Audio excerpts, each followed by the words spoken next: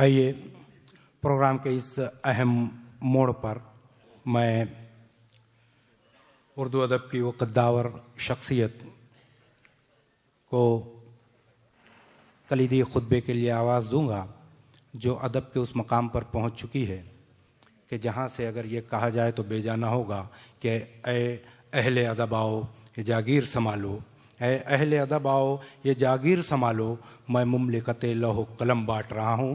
میری مراد سلام بن رزاق صاحب سے ہے کہ موصوف آئیں اور کلیدی خطبہ پیش کریں۔ برتنے کی صلاحیت دیکھیے، آپ کو لگے گا کہ یہ اس ادب کے کس مقام پہ یہ شخصیت ہے۔ سلام بن رزاق صاحب۔ السلام علیکم۔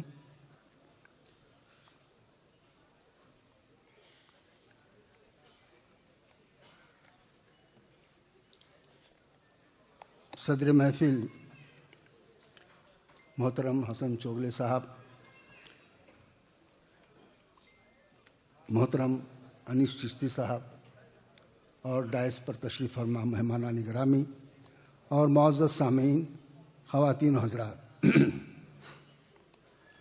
میں سب سے پہلے عرفان شاہ نوری کو ان کے شعری مجموعے حاشیے میں نیکیاں پر مبارکباد پیش کرتا ہوں۔ ساتھ ہی منتظمین جلسہ کا شکریہ ادا کرتا ہوں کہ انہوں نے اس باوقار جلسے میں مجھے مدعو کیا، اور نہ صرف مدعو کیا بلکہ اس تقریر کے لیے جسے کلیدی خطبہ کہتے ہیں اس کے لیے مجھے اعزاز بخشا۔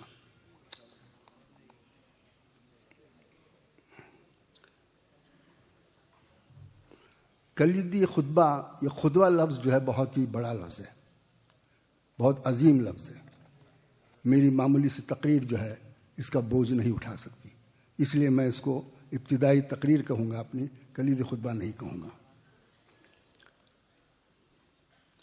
میرے تقریر کا عنوان ہے، موضوع ہے الیکٹرانک میڈیا ٹیکنالوجی اور اردو زبان و ادب کی صورتحال۔ آج اردو زبان و ادب کی صورتحال دیکھتے ہوئے بے تحاشا ہمیں غالب کا مصرع یاد آ جاتا ہے کہ طوطی کو شش جہت سے مقابل ہے آئینہ۔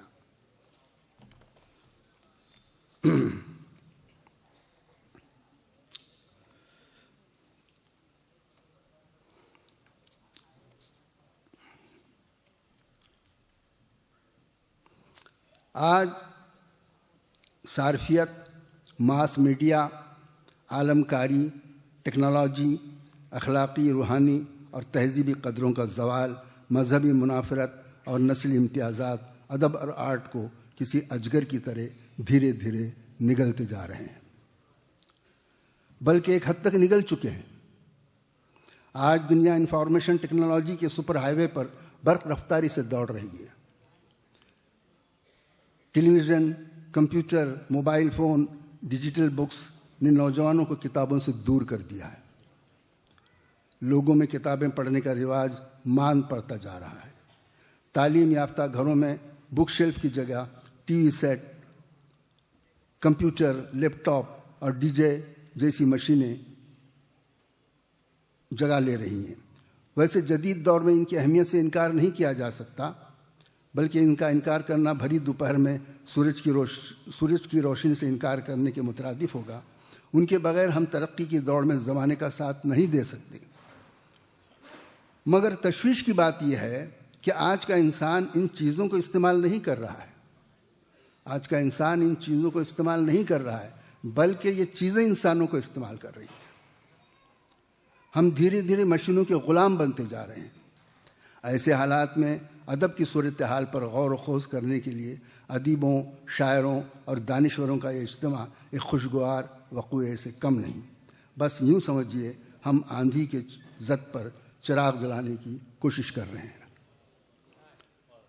اس چھوٹے سے شہر میں اتنا بڑا عالمی جشن اردو جو منایا جا رہا ہے، واقعی میں دیکھ کر حیران ہوں، اس لیے کہ میں ہندوستان کے بڑے بڑے شہروں میں بڑے بڑے جلسوں میں، سیمیناروں میں شریک ہوتا رہا ہوں۔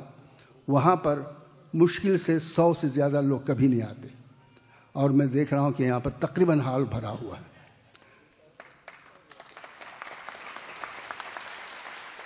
یہ ادب کا ذوق یہ ادب کا شوق اگر آپ لوگوں میں برقرار رہا تو یقین جانیے آپ اپنی زندگی کے مقصد کو پا لیں گے۔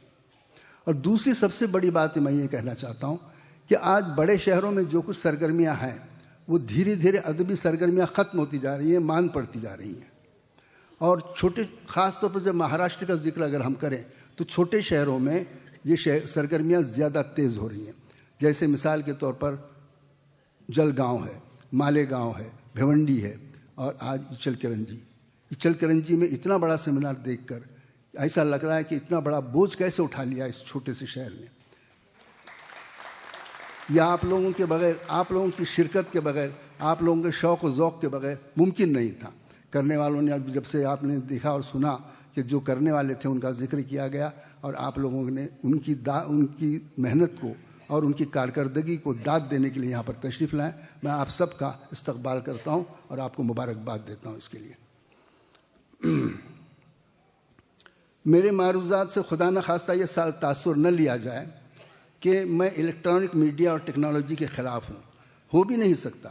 میں بھی 21ویں صدی میں سانس لے رہا ہوں اور آج کے زمانے کی سمت اور رفتار سے واقف ہوں، مگر میں اور مجھ جیسے بے شمار لوگ صرف اتنا چاہتے ہیں کہ ہماری آنے والی نسلیں کتابوں سے بھی راہ رسم رکھیں، کیونکہ کتاب ہی ہمارے کلچر، ہماری زبان، ہماری تہذیب و ثقافت کی حفاظت کر سکتی ہے۔ الیکٹرانک میڈیا کا علم تو فاسٹ فوڈ ہے۔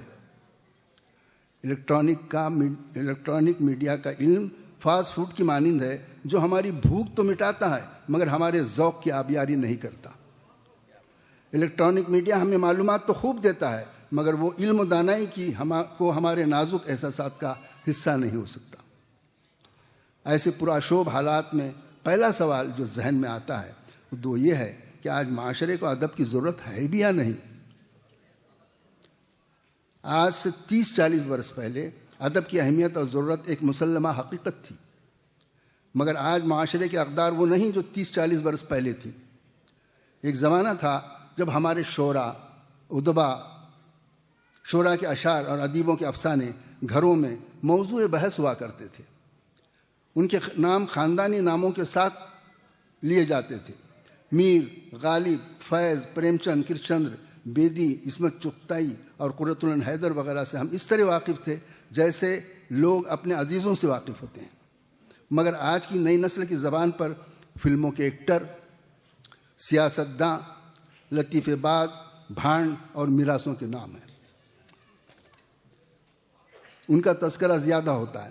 لوگ باغ ریڈیو یا اسکرین پر، ذرا غور کیجئے، لوگ باغ ریڈیو یا اسکرین پر شاعر کا کلام سنتے ہیں مگر داد سنگر کو دیتے ہیں۔ کہنے کو تو اردو غزل آج ہر زبان، ہر علاقہ اور ہر طبقے کے افراد کی محبوب صنف ہے، مگر غزلوں کے شائقین میں بہت کم لوگوں کو معلوم ہے کہ یہ دھواں سا کہاں سے اٹھتا ہے میر تقی میر کی غزل ہے، ورنہ عام طور پر لوگ یہی سمجھتے ہیں کہ اسے مہدی حسن نے گایا ہے لہٰذا یہ انہی کی کاوش ہے۔ فی زمانہ پاپولر کلچر نے ادب اور آرٹ کی صورت ہی بدل دی ہے۔ عالمکاری کے سبب معاشرے میں ادب کی اثر انگیزی تقریباً ختم ہو گئی ہے۔ عالمی منظرنامے سے ہٹ کر جب ہم اپنے گھر آنگن پر نظر ڈالتے ہیں تو صورتحال مختلف نظر آتی ہے۔ ہمارے ملک کی درسگاہوں میں اردو اور ادب پڑھانے والے اکثر اساتذہ کا حال بے حد مایوس کن ہے اور قابل افسوس ہے۔ وہ اردو کے نام پر 5 عددی تنخواہ لیتے ہیں مگر ان کا مطالعہ انتہائی ناقص اور غیر معتبر ہوتا ہے، اس لیے ان کی تدریس بھی بے فیض ہوتی ہے۔ بیشتر اساتذہ کے بچے اردو سے نابلد ہیں اور اردو اساتذہ روٹی تو اردو کی کھاتے ہیں مگر اپنے بچوں کو انگریزی میں پڑھانا پسند کرتے ہیں۔ یہی نہیں، اکثر ادبا اور شعراء کی اولادیں بھی انگریزی میڈیم میں تعلیم حاصل کرتی ہیں۔ یوں تو حکومت نے ملک میں تقریباً ہر ریاست میں اردو اکیڈمیاں قائم کی ہیں، مگر یہ اکیڈمیاں ہر سال بے فیض سیمینار کرانے اور چند لنگڑے لولے ادیبوں اور شاعروں کو کتابوں کو مالی اعانت مہیا کرنے کے علاوہ کوئی ٹھوس کام کرنے کے قاصر نظر آتی ہے۔ یونیورسٹیوں کے شعبہ اردو اور دیگر ادبی اور نیم ادبی اداروں کی ناقص کارکردگی، بدعنوانی اور اقربا پروری سے زبان و ادب کو فائدہ کم اور نقصان زیادہ ہو رہا ہے۔ اردو کے تعلیمی ادارے تجارتی اداروں میں تبدیل ہوتے جا رہے ہیں۔ مشاعرے ہماری تہذیب کا حصہ ہیں، مگر چند استثنائی مثالوں کے سے قطع نظر مشاعروں کے گرتے معیار اور ان کے بازاری پن کو دیکھتے ہوئے مشاعرے اور مجرے میں فرق کرنا محال ہو جاتا ہے۔ بیشتر ادبی جرائد نے ادب کو کاروباری شکل دے دی ہے۔ وہ معیاری ادب پیش کرنے کی بجائے مالی منفعت کو ترجیح دیتے ہیں اور چند سکوں کے عوض ناقص، لچر اور کمزور تخلیقات اور تخلیق کاروں کو بڑھاوا دیتے ہیں۔ اردو زبان میں تراجم کا کام نہ ہونے کے برابر ہے، جبکہ ترجمے کی اہمیت بہت ہے۔ یاد رکھیے، کسی زبان کا ترجمہ اپنی زبان میں کرنے کا مطلب یہ ہوتا ہے کہ دو زبانوں کو اپنے ایک دوسرے سے قریب لائیں، دو قوموں کو اور دو فرقوں کو اپنے قریب لائیں۔ ترجمے کا کام دو فرقوں اور دو قوموں کے درمیان پل کا کام کرتا ہے۔ اردو زبان میں تراجم کا کام نہ ہونے کے برابر ہو رہا ہے۔ اگرچہ ساہتیہ اکیڈمی، نیشنل بک ٹرسٹ اور NCPVL جیسے ادارے اس کام میں سرگرم ہیں، تاہم ماضی کے مقابلے میں تراجم کی رفتار خاصی سست اور اطمینان بخش نہیں ہے۔ کل ملا کر ادب اس سے قبل ایسی غیر یقینی اور تشویشناک صورتحال سے کبھی دوچار نہ ہوا تھا۔ یہی سبب ہے کہ فی زمانہ لوگ باغ سوچنے لگے ہیں کہ آخر جدید معاشرے کو ادب کی کیا ضرورت ہے۔ ابھی حال میں اس سوال کو ذہن میں رکھتے ہوئے آگے کی بات سنیے۔ آخر لوگ یہ سوچ رہے ہیں کہ آخر جدید معاشرے کو ادب کی ضرورت کیا ہے۔ ابھی حال ہی میں پاکستان کے ایک بڑے ادیب اور محقق اور دانشور جمیل جالبی نے اپنے ایک مضمون میں سائنس اور ٹیکنالوجی کے حوالے سے ادب کے مستقبل کی ایسی ہولناک تصویر کھینچی ہے کہ پڑھ کر رونگٹے کھڑے ہو جاتے ہیں۔ انہوں نے لکھا ہے، کلوننگ پر پوری دنیا میں پابندی عائد ہو چکی ہے، اس کے باوجود اس میں خفیہ طور پر تجربے جاری ہیں، یعنی آگے چل کر جانور اور انسان اپنی فطری حیات میں پیدا نہیں ہوں گے۔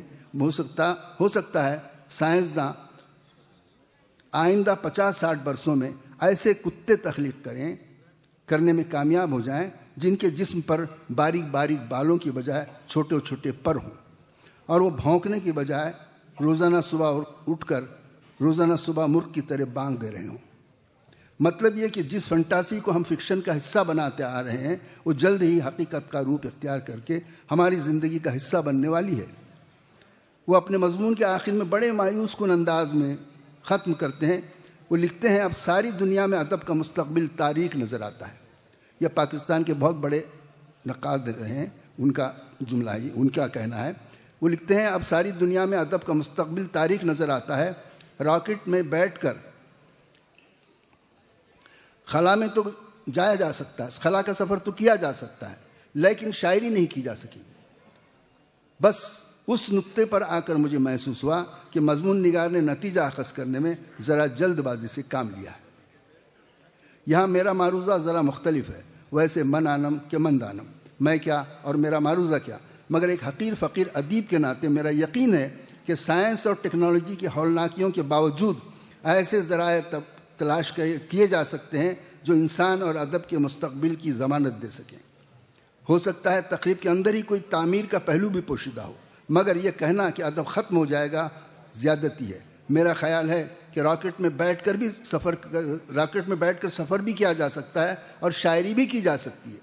آپ کو یاد ہوگا کہ راکیش شرما جب خلا میں گیا تھا اور اس وقت کی وزیر اعظم اندرا گاندھی نے اس سے پوچھا تھا کہ وہاں سے ہندوستان کیسا نظر آ رہا ہے، تو راکیش شرما نے فی الفور جواب دیا تھا، سارے جہاں سے اچھا ہندوستان ہمارا۔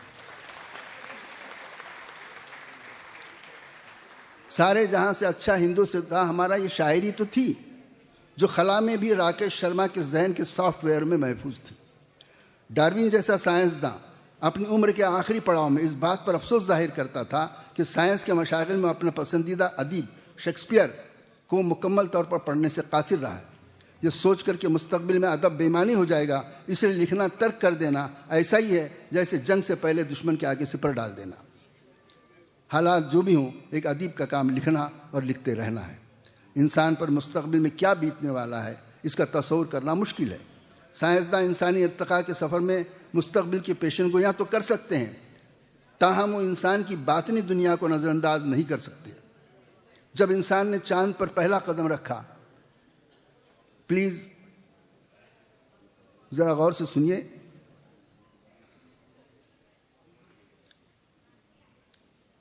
جب انسان نے چاند پر پہلا قدم رکھا تھا تو اس زمانے کی مشہور ادیبہ ایس پرل بک نے سے پوچھا گیا کہ آپ انسان کی اس کامیابی کے بارے میں کیا کہتی ہیں؟ تو بک نے بڑا بلیغ جواب دیا تھا. اس نے کہا تھا انسانی تاریخ میں آج کا دن ایک یادگار دن ہے کہ اس نے خلا میں اپنے قدم جما لیے ہیں، مگر ہمیں یہ نہیں بھولنا چاہیے کہ انسان کے اندر بھی ایک کائنات پوشیدہ ہے جو باہر کی کائنات سے زیادہ پراسرار ہے. انسان کو چاہیے کہ وہ گاہے گاہے اپنے باطن کے اسرار کو بھی جاننے کی کوشش کرتا رہے. کتنی بڑی بات کہی اس نے. یہ حقیقت ہے کہ انسان کے جذباتی نظام ہماری خارجی کائنات کی طرح پیچیدہ بھی ہے اور پراسرار بھی ہے. انسان کے اندر جانے کتنے سورج اور چاند گردش کر رہے ہیں، اور ساتھ ہی اس کے اندر جانے ایسے کتنے بلیک ہول ہیں جنہیں کسی ماہر نفسیات نے ابھی تک دریافت نہیں کیا. جہاں تک روحانی ارتقاء کا سوال ہے تو انسانی نفس کی تطہیر کے لیے ہمارے آسمانی صحائف، پیغمبروں اور صوفی سنتوں کی تعلیمات کافی ہیں. مادی طور پر انسان نے اتنی ترقی کر لی ہے کہ یہ زمین اب اس کے عملی مظاہر کے لیے کم پڑنے لگی ہے. غور طلب یہ ہے کہ انسان کے روحانی ارتفاع اور مادی ارتقاء کے درمیان آخر ادب اور آرٹ کی معنویت کیا ہے؟ میری ناقص رائے میں ٹھیک اسی سوال کے بعد ادب اور آرٹ کا راستہ مذہب اور سائنس سے جدا ہو جاتا ہے. بلکہ یوں کہنا چاہیے کہ مذہب اور سائنس کے لطیف جوہر کو اپنے اندر جذب کر کے اس کی متوازی چلتا ہے اور اپنی ایک جداگانہ حیثیت بناتا ہے. ادب انسان کے خارجی عوامل اور اس کے باطنی احساسات کے درمیان ایک توازن تلاش کرتا ہے اور اسے پوری انسانیت کے لیے قابل قبول بناتا ہے. ہمیں مشہور کیا ہوا؟